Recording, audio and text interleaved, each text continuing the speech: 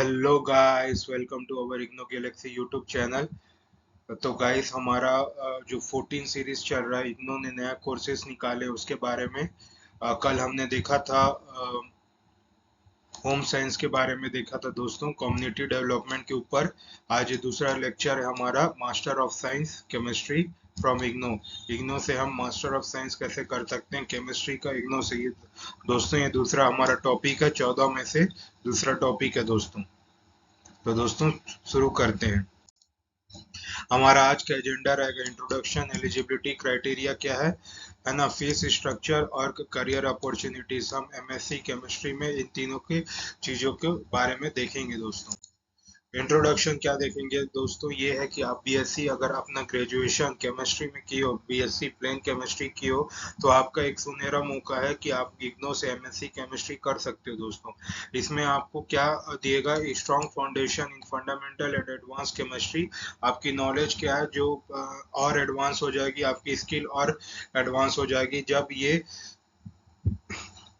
BSc chemistry graduate को ये क्या कर सकता है, डिमांडिंग मतलब उनको उपलब्ध करा सकता है टीचिंग फील्ड में, रिसर्च फील्ड में और इंडस्ट्री अपॉर्चुनिटीज फील्ड में। और ये प्रोग्राम ये आपको हेल्प करता है कि हर एक इंडिविजुअल को अपना आप क्वालिफिकेशन को अपग्रेड कर सके, ताकि वो टीजीटी यानी कि टीजीटी टीचर यानी कि ट्रेनिंग ग्रेजुएट टीचर्स बन सके स्कूल में, और वो एलिजिबल हो सके पोस्ट ग्रेजुएशन टीचर्स में भी। तो ये टीचर्स में बनने का सुनहरा मौका है दोस्तों। अगर आप ये कोर्स कर लेते हैं तो एमएससी, आपकी केमिस्ट्री लेवल जो है एडवांस तरीके से बिल्डअप हो जाएगी दोस्तों। और इसका जो मेन ऑब्जेक्टिव है दोस्तों, वो अपॉर्चुनिटी करता है हायर एजुकेशन इन केमिस्ट्री, जो मैंने बताया अभी। आपका क्वालिफिकेशन अपग्रेड हो जाएगा और करियर डेवलपमेंट में काम आएगा, जो कि टीचिंग, रिसर्चेस और इंडस्ट्री के लिए बहुत जरूरी होता है दोस्तों।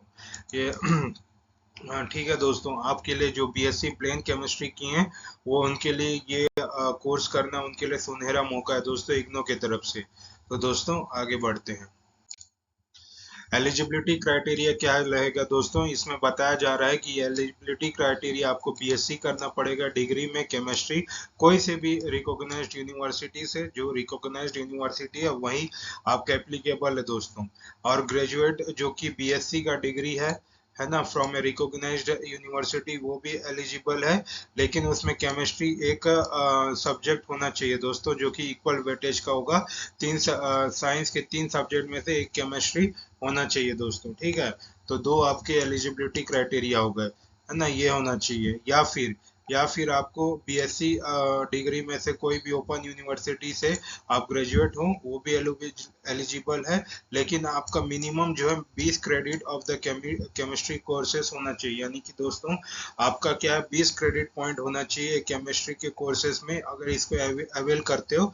जब आप कोई भी एक रिकॉग्नाइज्ड यूनिवर्सिटी से नहीं की हो, लेकिन ओपन यूनिवर्सिटी कर रहे हो, तो आपका minimum 20 credit of chemistry courses होना चाहिए। यानी कि 20 इंटू 30 कर दो, क्योंकि 1 credit is equal to 30 hours of study, यानी कि 600 आवर्स ऑफ स्टडी आपका केमिस्ट्री कोर्सेस होना चाहिए दोस्तों। ठीक है दोस्तों, हम आगे बढ़ते हैं। आप समझ गए होंगे, मैं जानता हूं दोस्तों, मैं आशा करता हूं कि आप समझ गए होंगे। तो दोस्तों इसकी फीस स्ट्रक्चर और ड्यूरेशन कितनी होगी, तो दोस्तों इसकी ड्यूरेशन तो 2 साल की होगी दोस्तों।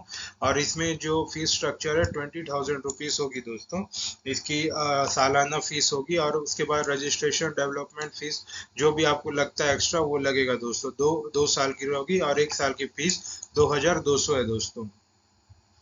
ठीक है दोस्तों, हम आगे बढ़ते हैं। तो दोस्तों मेन मुद्दा ये है कि अपने को करियर अपॉर्चुनिटीज क्या क्या मिलती हैं दोस्तों। हम बहुत उत्सुक होते हैं, क्योंकि हम इतने बड़े बड़े कोर्स कर रहे हैं, तो हमारे लिए करियर बहुत ज़रूरी होता है दोस्तों। तो हमारा करियर अपॉर्चुनिटीज क्या होना चाहिए अगर हम एक कोर्स करते हैं। आप रिसर्च साइंटिस्ट बन सकते हो दोस्तों। आप देखें, कोई भी मतलब केमिकल फार्मूला हो गया या दवाई हो गया, कुछ भी चीज़ का नया आविष्कार हो गया, है ना, जैसे एग्रीकल्चर फील्ड में हो गया, इंडस्ट्रियल फील्ड में हो गया, कहीं पर भी आपको रिसर्च का जरूरत होता है, तो आप एक साइंटिस्ट बन सकते हैं दोस्तों, जिससे आप कोई डाटा एनालाइज करके एक नए नए प्रोडक्ट को डेवलप कर सकते हैं, है ना। फार्मेटिकल, मटेरियल साइंस, इन्वायरमेंटल फील्ड में आप काम कर कर सकते हैं। क्वालिटी एश्योरेंस मैनेजर, ये बहुत अच्छे पद होते हैं दोस्तों, क्वालिटी एश्योरेंस मैनेजर। इसमें आप क्या करते हो, आप है ना प्रोडक्ट के ना क्वालिटी स्टैंडर्ड को चेकअप करते हो, उसका क्वालिटी क्या है, उसमें क्या स्टैंडर्ड मिला हुआ है ना, उसमें क्या क्या उस क्वालिटी में अच्छा से अच्छा बना है ताकि वो क्वालिटी हमारा बिकेगा। उसका रेगुलेटरी रिक्वायरमेंट है ना, क्वालिटी कंट्रोल और क्वालिटी का एश्योरेंस टीम्स, ये सब क्वालिटी एश्योरेंस मैनेजर का काम होता है दोस्तों। डाटा एनालिस्ट क्या होगा दोस्तों, डाटा एनालाइज करोगे आप, क्या है कोई एक मतलब डाटा निकालोगे, एक रिपोर्ट निकालोगे, पिछले ईयर में कितना प्रोडक्शन था, अभी कितना प्रोडक्शन हुआ, है ना, रिपोर्ट क्रिएट करोगे, इंसाइट सपोर्ट डिसीजन मेकिंग, है ना, पिछले साल समझ जाओ, पिछले साल जैसे 2023 है ना, अभी 2024 है, तो इसमें कितना वृद्धि आया है ना, अपने प्रोडक्ट में कितना परसेंट वृद्धि आई, ये चीज देखोगे है ना। तो वही चीज है दोस्तों, यही से भी इसमें डाटा एनालिस्ट का काम रहता है दोस्तों, यही चीज वो निकालते हैं और अपने कंपनी को प्रॉफिट देते हैं। तो हाई स्कूल टीचिंग में तो आपको दोस्तों पता ही है, क्योंकि ये टीचर्स केमिस्ट्री में बहुत जरूरत होता है दोस्तों। आप कहीं पर भी चले जाओ, प्राइवेट सेक्टर में चले जाओ या आपको गवर्नमेंट सेक्टर में चले जाओ, केमिस्ट्री टीचर्स के बहुत डिमांड होते हैं दोस्तों।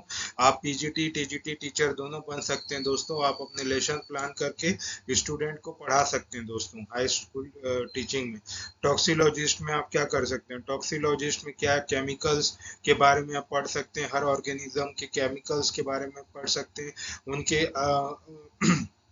है ना, केमिकल्स के बारे में पढ़ सकते हैं और उनके इफेक्ट, हर ऑर्गेनिज्म में कौन सा केमिकल कितना इफेक्ट करेगा वो चीज पढ़ सकते हैं, उनका रिस्क असेसमेंट कर सकते हैं और डेवलप सेफ्टी गाइडलाइंस, क्या है उसके टॉक्सिसिटी, जैसे गोली खा देते हैं, गोली होता है, एक टैबलेट होता है दोस्तों, टैबलेट होता है, उसका भी तो प्रिकॉशन होता है दोस्तों, आप उसको ज्यादा नहीं खा सकते, अगर ज्यादा खाओगे तो टॉक्सिटी होगी। तो यही सब चीज, ये मात्रा को नापने के लिए ये सब क्या है, ये मतलब ये जो एमएससी किए रहते हैं केमिस्ट्री साइंटिस्ट, वो सब चीज स्टडी करके रिसर्च करके बढ़ाते हैं। तो दोस्तों ये सब इसका रिसर्च किया गया है और ये इसका करियर अपॉर्चुनिटीज है दोस्तों। अगर ये सब की देखा जाए तो है ना दोस्तों, आपको हैंडसम सैलरी मिलेगी दोस्तों, आप सालाना देखा जाए तो आपकी 12 लाख पर एनम की पैकेज हो सकती है दोस्तों। ये तो मैं मिनिमम बता रहा हूँ, एवरेज बता रहा हूँ, ये सब की मतलब आपकी जॉब में जो सैलरी बनेगा 12 लाख की, ये तो पर एनम, ये तो मैं आपको एवरेज बता रहा हूँ, इससे ज्यादा जा सकता है दोस्तों।